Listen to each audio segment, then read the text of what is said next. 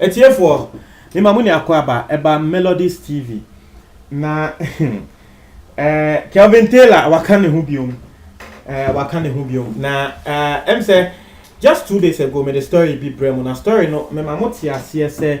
Kennedy Japan we dwalai answer ne beto asana subscribe na click the notification bell no eno ene da screen so sisia we ye say latest news bi aba wonsa ebeka de na America ene say Kennedy Japan we dwalai na ayade ana yemu bi yenim say Kennedy Japan na wo kwa America na Kennedy Japan drop in and say no drop ye no atete asebe ye man ne femu ewo American airport Houston airport ewo Texas no atete ye man ne femu American authorities American security authorities man ne femu no na wo ba Ghana ebe ma ye tie ase na wo ba ye no wo de ehun yaw nia ebeku Anas Aremeyaw so yaw no wan fengu America force wo digu Anas Aremeyaw so because o see die entia ye man no course atete ni mu no Anas say Anas truck and craft akoma America for say wono Kennedy Japan no wono na waka ho ama yekun ameswale na Kennedy Japan kotina ne TV station so show ameswale enim ka say obi ahya ne wo bebi a wo mpo no wono Kennedy Japan na abefa ho ka ntina Anas truck koma America for say Kennedy Japan ba ho a wo nche no we say we di bone na kra ems America for so wo mo believe Anas nti Kennedy Japan ba ho na no mu detaining no na Kennedy Japan ma yeti ase se ye detaining no na over 5 hours na Kelvin Bedu Taylor edensem abeto abonte Kelvin Taylor ni din ankasa no ni full name na me botre mo no Kelvin Taylor densem abeto abonte aye ni ayenim anabi mu so agidi se na Kennedy Japan de bia woka say wo evidence wo papers just say wo prove ni nyama Kelvin Taylor so wo no so sa no the documents bi about interest wo no so wo evidence Kelvin Taylor say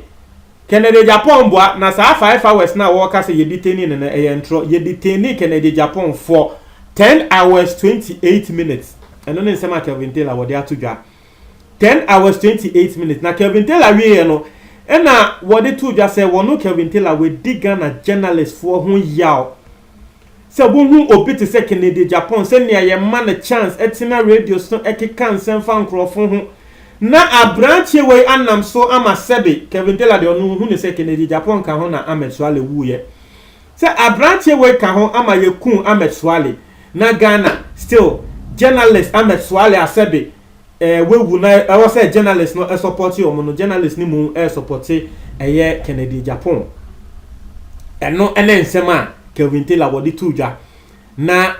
Kelvin Taylor kan send bebre say wonu de wonim say Ghana authorities security authorities no sa same way ade a wo mo embisa Kennedy Japan hwe because Kennedy Japan ankasa he has been on record that worker say embra na Akufo-Addo wo hia sika aye campaign Akufo-Addo besre wono Kennedy Japan sika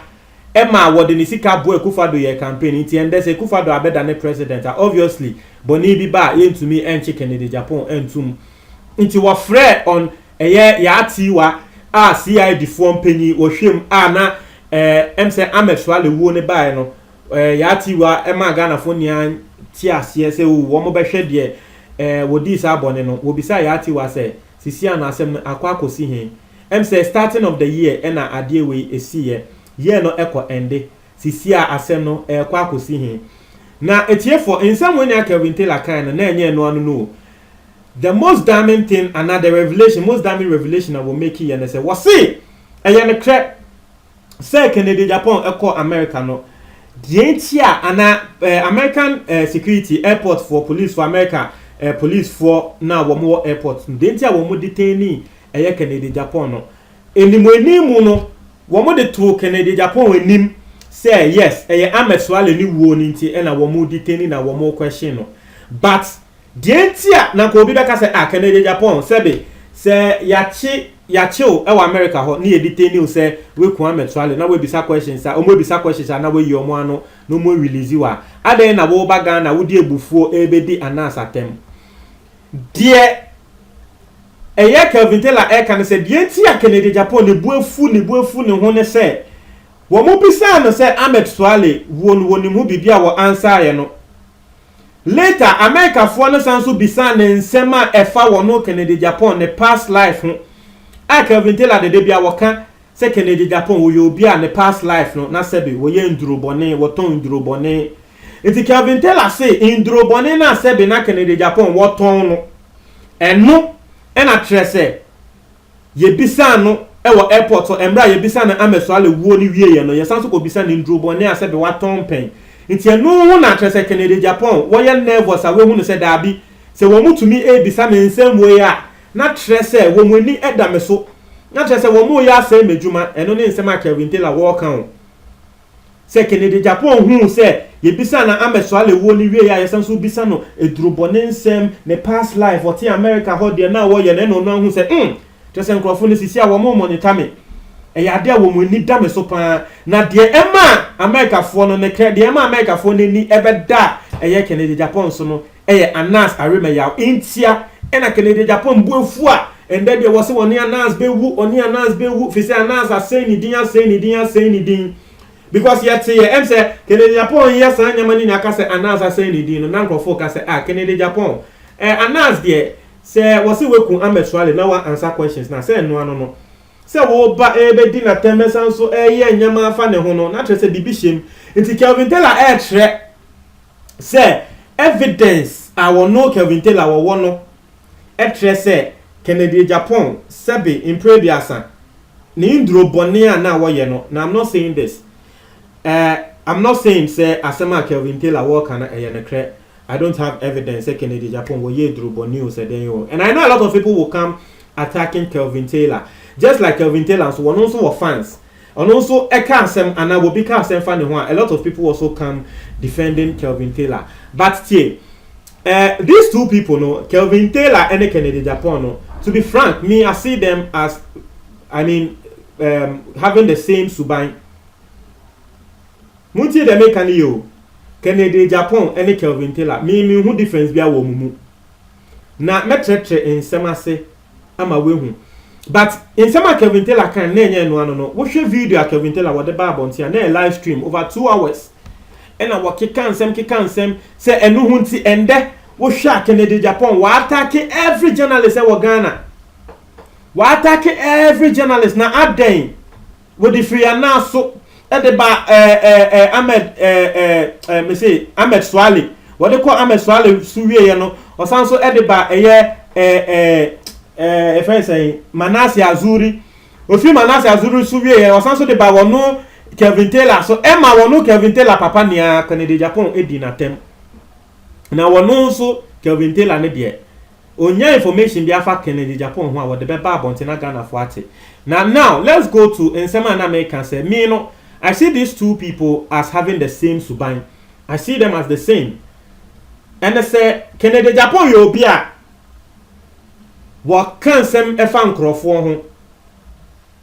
Kennedy Japan just like what Kelvin Taylor make it damning revelations ebetumi aban say eyentro efa Kennedy Japan ho say hey Kennedy Japan we ye ndrobone no ebetumi aban say eyentro and now the enfan say eyentro. Kennedy Japan likewise also makes damning revelations on people. Na ene de me nkwachi me fa mo enye den enkwachi Amesuale ni wo ya o de forget about Amesuale kra no former president Mahama nanse ya yente na ho na Kennedy Japan e de share Mahama so ene standogbe say wo mo e na ekun eye JB dankwa. Such a damning revelation and such a damning statement on a former president and a former president no ni aid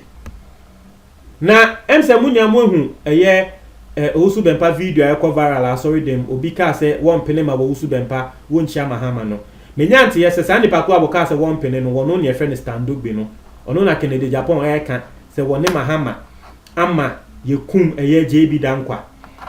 so won say Kennedy Japan make damning revelations like this on a former president no and no dey nanka Ghana for amon kan but obi to say Kelvin Taylor eba bonten e be kan send say efa eye we ho a obo say yes hey Kelvin Taylor we say I'm not saying that what Kelvin Taylor is doing is right. Me the bia me can Kelvin Taylor they all can I don't have any proof so I can't believe what Kelvin Taylor is saying because I'm a man of my own. Me obi ka say man ɛnyɛ sɛ nipa ko na aka ne nti na me di n'akyi o ɛnyɛ saa na me yɛ obi ka asɛm a metwɛn ɛma me nya evidence